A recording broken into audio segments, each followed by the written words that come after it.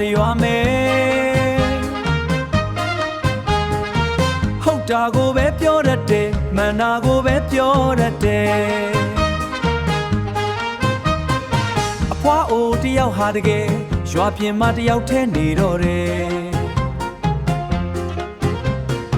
အကြွားတဲ့နဲ့တငယ်တယောက်ရောက်လာတယ်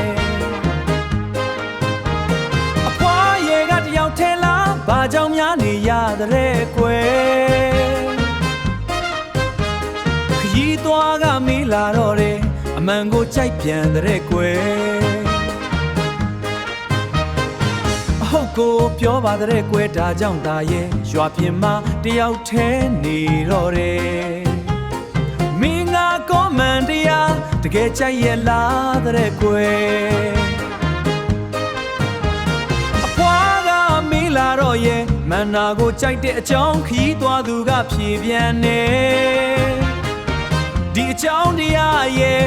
ပုံမြင်ဆန်းဆန်းဖြစ်လာခဲ့တော့တယ်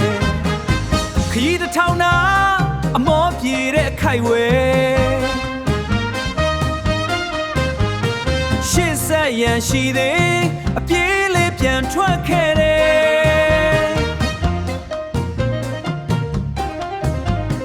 စိတ်စောကစိတ်လောကထွက်ခဲ့လေတော့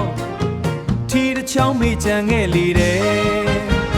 အဖွားအိုမခေါ်ကပေးခရီးသွားမကြပေဘူးကွယ်နောက်ခါလန်းလို့ခေါ်လိုက်တယ်အကြွားသံနဲ့ဟိုသူငယ်မင်းထီဒီမှာ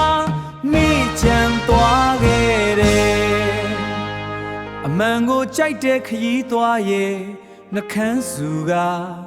ပြန်လာယူလေတယ်ဟန်လောက်ကမျက်နှာထားတဲ့ခြေစူးတွေတင်ကားသွားတဲ့ခရီးသွားလူလင်ပြိုရဲ့ကွယ်ရမှာပြောလေတဲ့ကွယ်ငါကြွားတန်နာသူ့အပူပါကလားတဲ့ရွာပြင်ထွက်နေရတာနဲတောင်နေတဲ့ကွယ်မန်တရားကခါပါတယ်အမှန်တရားကခါပါတယ်ပုံမြင်တဲ့ပုတ်ကိုပြောပြလိုက်ပြီကွယ်